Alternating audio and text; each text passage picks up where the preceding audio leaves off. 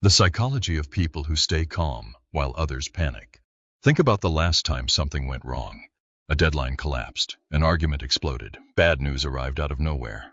Most people react instantly. Their heart races, their voice changes, their mind jumps to worst-case scenarios.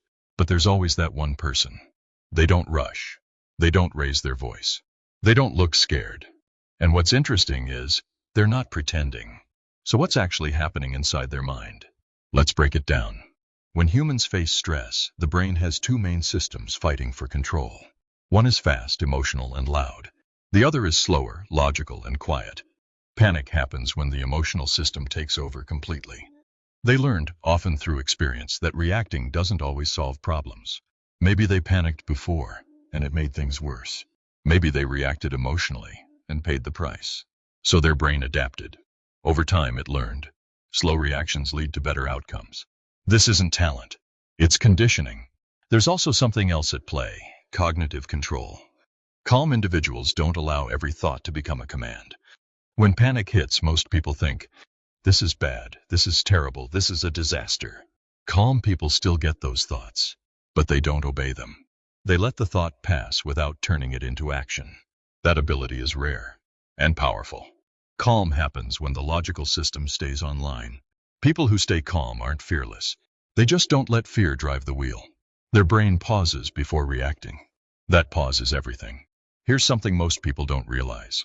Calm people don't feel less stress. They feel stress differently. Instead of immediately reacting, their brain asks a silent question.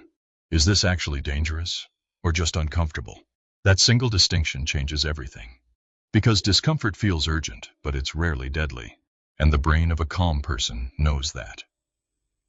Another reason calm people stand out is emotional regulation. Now let's talk about control. Panic comes from a feeling of helplessness. Calm comes from accepting what you can and can't control. Calm people don't fight reality. They don't waste energy wishing things were different. They focus only on what can be done right now.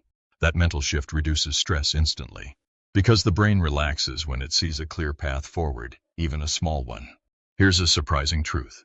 The calmest person in the room often has the most internal confidence. Not loud confidence, not ego, but quiet certainty. They trust their ability to handle outcomes, even bad ones. And when you trust yourself, panic loses its power. There's also a social effect most people miss. When one person stays calm, others subconsciously mirror them. Calm signals safety. Panic signals danger. That's why leaders, surgeons, pilots, and crisis professionals train emotional control first, not skill. Because people follow emotional signals before logic. But calmness isn't always natural. Many calm people became calm after chaos, after stress, after loss, after moments where panic didn't help. They learned the hard way. That's why their silence feels heavy. That's why their calm feels deep. So here's the real question. Can calmness be trained? Yes. It starts with slowing reactions, breathing before speaking, questioning emotional thoughts, and realizing that urgency is often an illusion. Calm isn't weakness. Calm is clarity under pressure. And clarity is a psychological advantage most people never develop. The next time you see someone staying calm while everything falls apart, remember this. They're not lucky. They're not detached. They're disciplined. And their mind is already 3 steps ahead.